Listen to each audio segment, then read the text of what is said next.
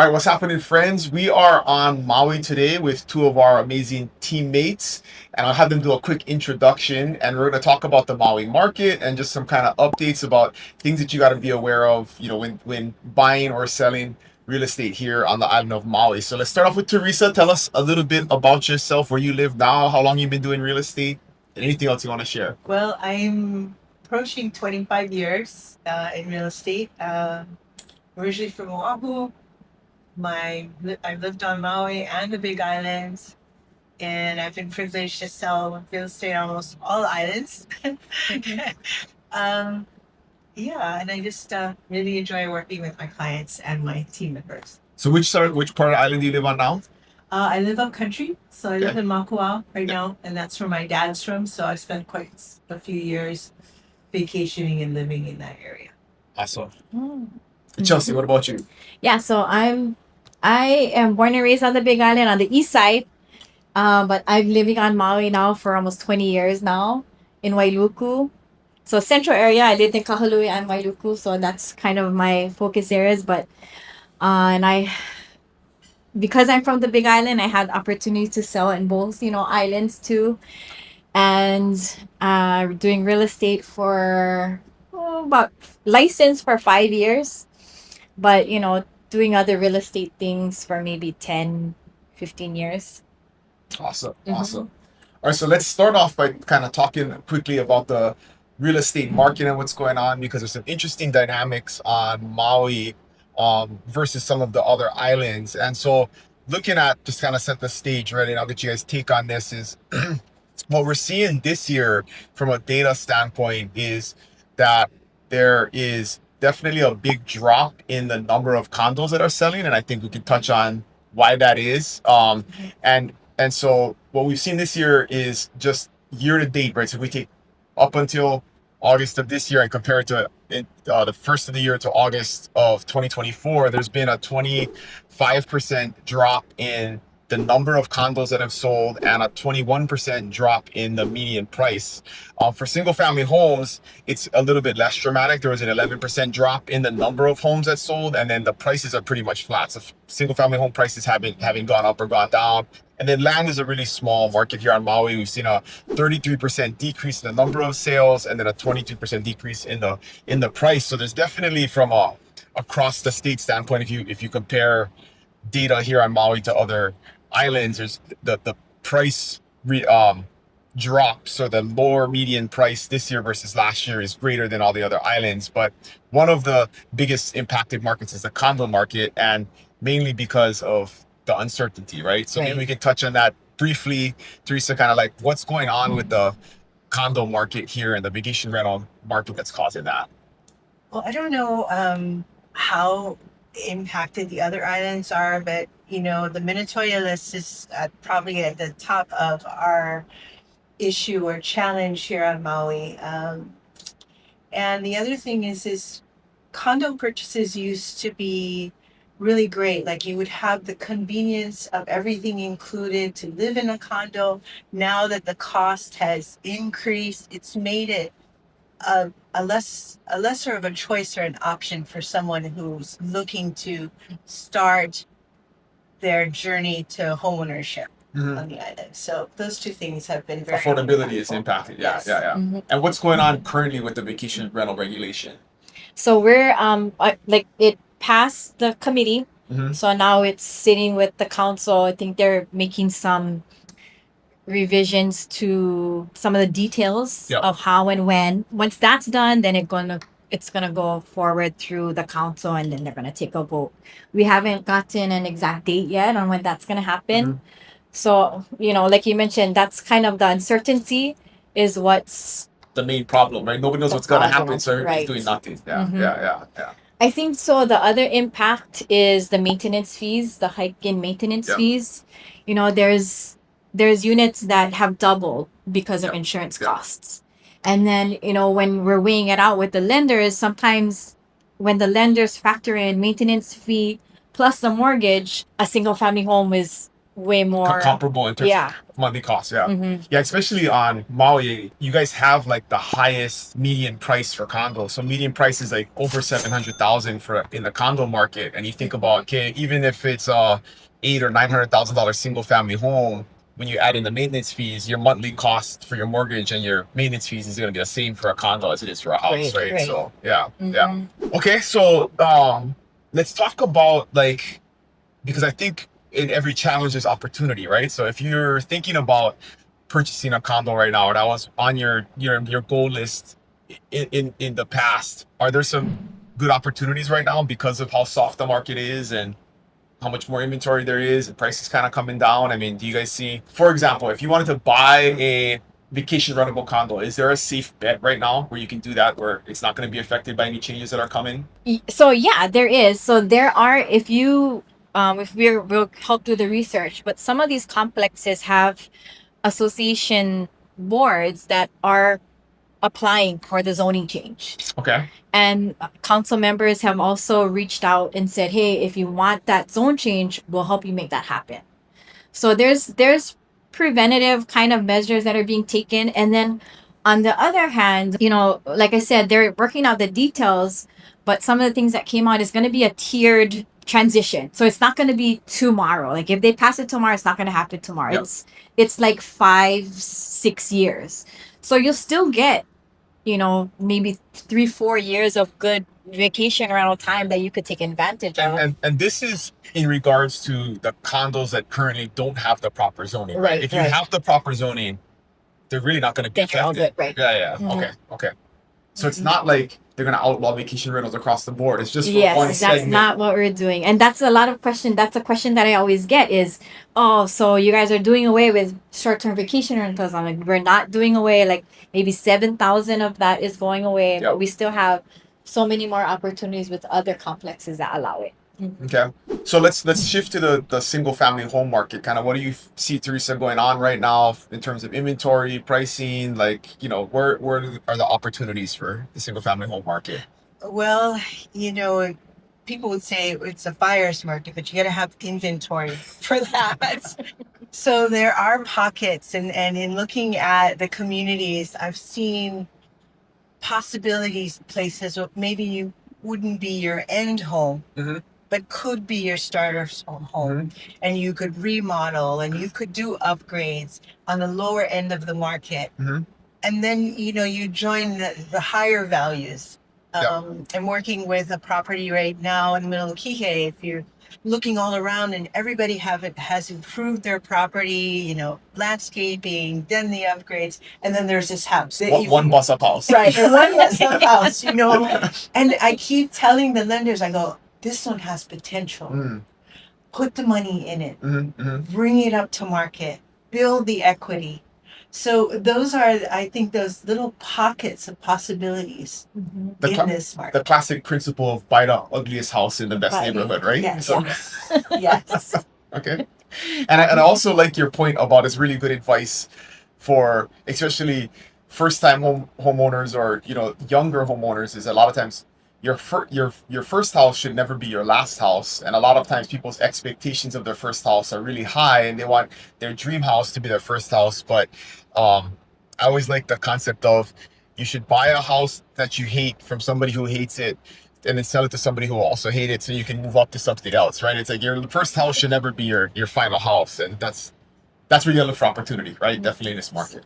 Okay. If you're looking to relocate here on the Big Island, I want to share with you a resource that we put together. Over 80 agents from my team, expert agents here on the Big Island, put together a relocation guide that will help you evaluate all of the important factors that you want to take into account before you move here to the Big Island. School districts, healthcare, employment, all of the things that you got to think about, we put into one home buyer's guide that will help you figure out what is best when you start this relocation process here to the Big Island. So if you want this guide, just click on the link below, fill out the form. We will send you the guide for free. And if you want to take the next steps and have a conversation with us, we'd be happy to help. So when we're talking about like where to buy, you're talking about pockets, and then I think we have a good mix of geography in terms of elevation and upcountry and stuff.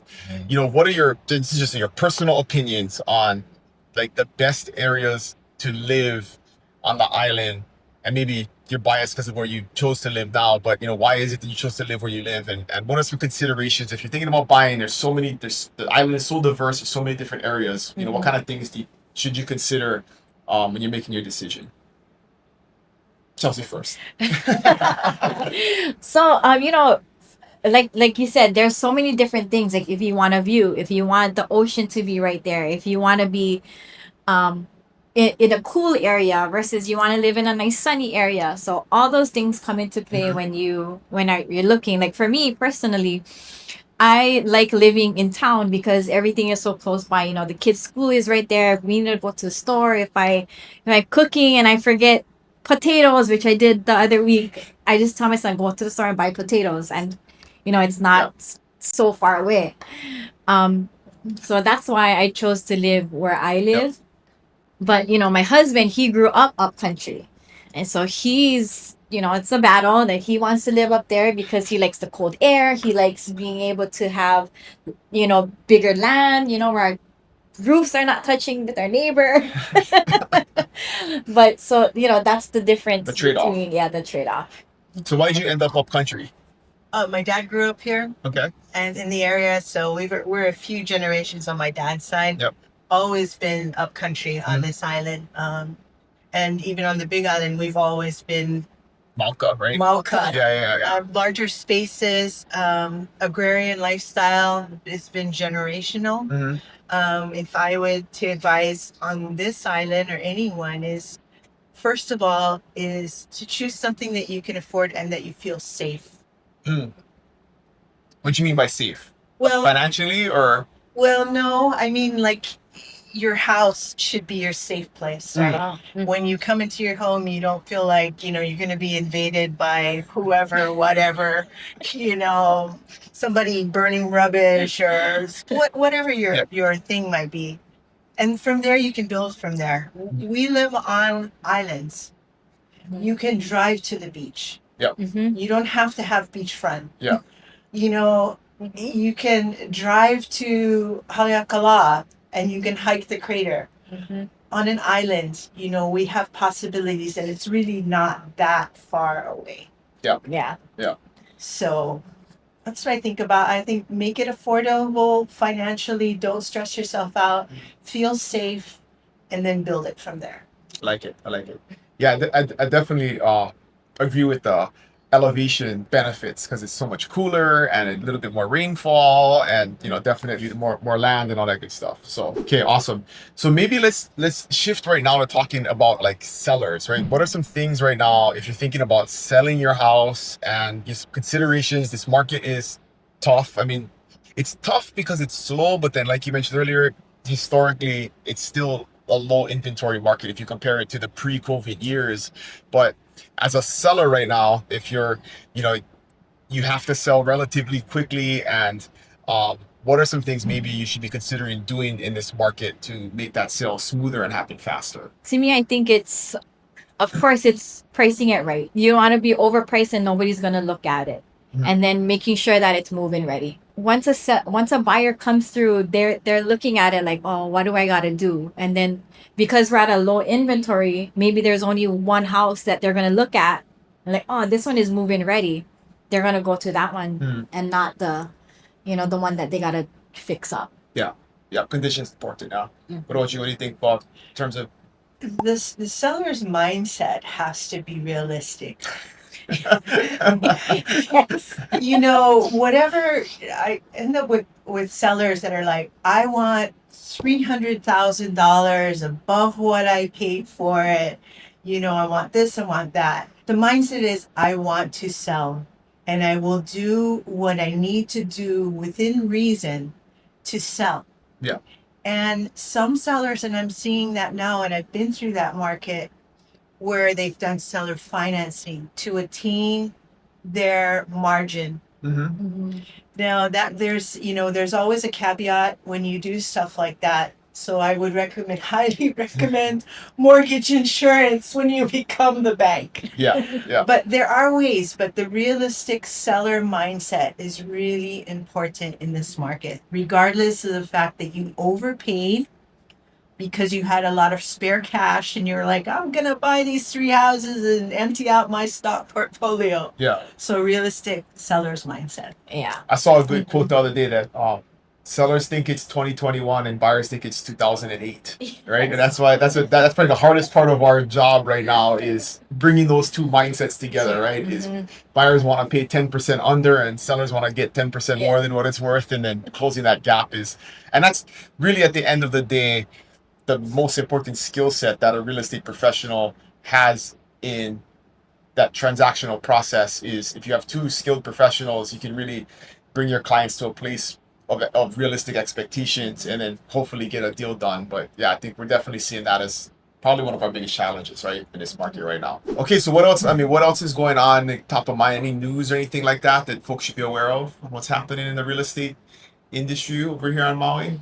Like, so I sit on Ram's board for PR. Okay. And a lot of, because of what happened through the years and this whole industry change of doing buyer reps and all of that, like we've got to work hard to change the mindset of our buyers and our sellers about realtors. And that's what we've been working hard on, to show everybody that realtors are humans too. And we brush our teeth every morning, we change our clothes, think about it like everybody else, and we're not just here to sell, but we're here to change lives and make sure that legacies can continue through real estate. Absolutely. There's definitely always a PR problem in our industry, but that's our own responsibility to go out there and prove our worth and prove our value and communicate that. So it's good that that's top of mind. Yeah, I think too. It hit hard when there are some agents, and maybe they weren't even from here. They were calling, they're calling Lahaina fire victims. Oh, let me buy your land. You want to sell, and it hit hard. And I think that took a big blow to the industry. Yeah. As far as agents. So now we've got to work hard, even though maybe those agents weren't even from here. Most likely they weren't, because they don't have that heart to know that you don't do that. Yeah. But yeah, so a few bad actors can always poison the well sometimes, right? So yeah. And maybe we should touch on that. I mean, what is, like, now we're a couple of years removed from the fires, and I always get asked, like, what's the long-term effect? I mean, have you guys really seen any kind of like long-term effect on the island? I mean, not just the real estate market, but in general, business-wise and stuff. I mean, what's going on with that? Like, well, I think everything happened to me at the right time for us, on Maui anyway, because we had that devastation that happened in 2023, and then right after that we got hit with now we got to do buyer's rep. So that gives us the opportunity to meet with our clients. Now we're not just meeting up at the house, we're meeting with them before that, explaining what we do and the value that we do provide for them.